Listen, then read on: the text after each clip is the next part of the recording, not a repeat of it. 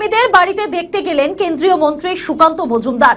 জানা যায়, বিহারের ভোটের রেজাল্ট বেরোনোর পর ডায়মন্ড হারবার রেল স্টেশনের কাছে বিজেপি মণ্ডলের সভাপতি কর্মীরা লাড্ডু বিতরণ করছিলেন। হঠাৎ করে তৃণমূল সমর্থকেরা হাতে লাঠি রড নিয়ে তাদের মারধর করে, মাথা ফাটিয়ে দেয় বলে অভিযোগ। রক্ত পড়তে পড়তে বিজেপি কর্মীরা পালিয়ে যায়। তারপর পুলিশ এসে উদ্ধার করে, আসামিরা গ্রেপ্তার হয়। পরে ডায়মন্ড হারবার কোর্ট জামিন দেয়। এই ঘটনার পরিপ্রেক্ষিতে আজ কেন্দ্রীয় মন্ত্রী সুকান্ত মজুমদার আহত কর্মীদের বাড়িতে দেখতে গেলেন। বিজেপির প্রাণ হচ্ছে নিচু স্তরের কর্মীরা।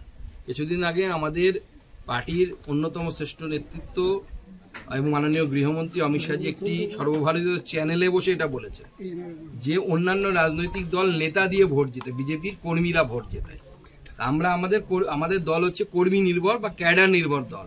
আমাদের কর্মীরাই শেষ কথা বলে এবং সেই জন্য কর্মীদের কথা শোনা, তাদের জন্য যা যা পার্টি করা দরকার করবে, কর্মীদের সাথে আলোচনা করা কিভাবে হতে পারে।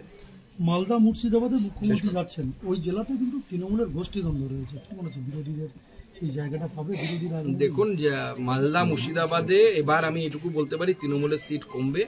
মুখ্যমন্ত্রী একবার নন 5 বার যান। মালদাতে কংগ্রেসেরও ভালো রেজাল্ট হওয়ার সম্ভাবনা আছে।